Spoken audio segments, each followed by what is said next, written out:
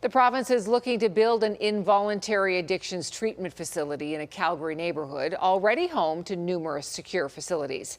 People who live nearby don't like the plan, saying there was little public consultation. Here's Stephanie Thomas. Kristen Boychuk moved to Royal Oak from Vancouver last year with her young family. They accepted how close their new home is to facilities like the Calgary Remand Centre, the Calgary Correction Centre, and the Youth Offender Centre. You'll hear helicopters every once in a while from while they're searching for somebody who's escaped one of the lockups. But she says she and her new neighbors have been left out of the loop about a new involuntary drug addiction treatment centre. It's the lack of public consultation for it.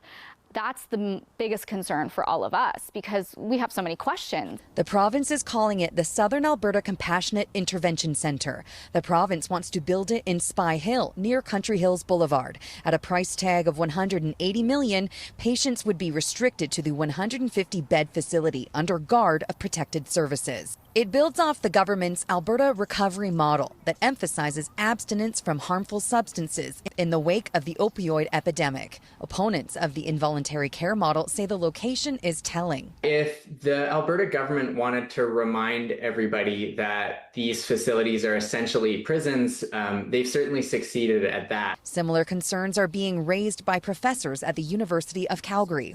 We know in our institutions that substances are available.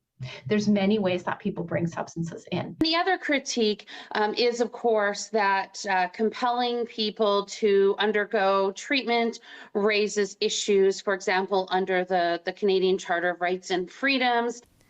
In a statement to CTV News, the province says many jurisdictions have experienced positive outcomes with varying models of mandatory treatment. There is not enough evidence to back the claim that mandatory treatment does not work. We are committed to an ongoing review of compassionate intervention. And Stephanie joins us tonight from Spy Hill. So Stephanie, how soon could this facility be built? Tara, the Mental Health and Addictions Ministry says that it will not sit back and it wants to get moving on its Alberta recovery model. Now, it is seeking bids right now from the private sector to design and build the facility, and it hopes to have shovels in the ground at some point in 2026. Now, opponents likely face an uphill battle. The legal expert I interviewed for the story we just aired says that it's not likely that there would be a Charter of Rights and Freedoms court challenge brought until there is a plaintiff. And of course, that wouldn't happen until the centre is up and running. Tara. Okay, Stephanie Thomas reporting. Stephanie, thank you.